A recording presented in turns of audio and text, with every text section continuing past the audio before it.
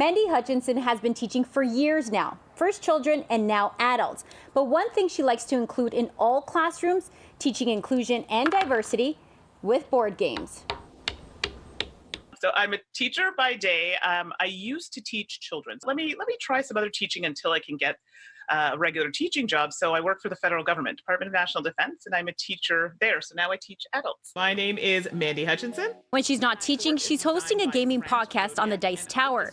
And she has her own gaming channel to die for games. So she's become quite the expert at incorporating her love for teaching and board games and integrating them into the classroom to teach this subject. Those types of topics are really hard for some people to, I don't say grasp, but to talk about. So sometimes I will bring in a board game, and it may not necessarily be directly related to the topic, but it's a way to get people a bit more comfortable with something, working within a group of other people, and then from that developing a conversation that may be a quote-unquote difficult topic for people to talk about openly. Games can be used to reinforce the subject. You know, it could be specifically about a theme that you're teaching, and in my case, sometimes it's just to get people to be more comfortable in the environment, in the setting, and with the people that they're going to have this discussion.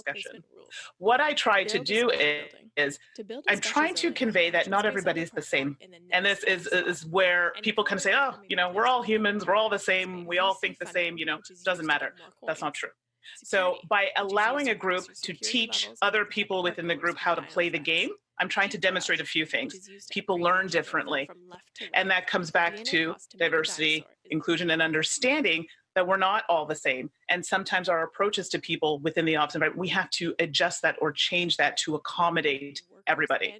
Mandi says when it comes to board games, although a great tool for learning, companies need to implement more representation into the board games itself.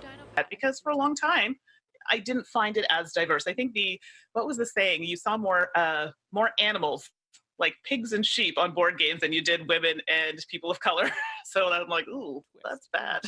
So, you know, now that this is something that we're fighting for and talking about, there are board game companies that are offering more games that are including more people, different types of people, whether it be on the cover or in the game itself. Mandi says although we are on the right track, she's hoping that one day women and people of color will be more represented in board games. For City News, I'm Stella Acquisto.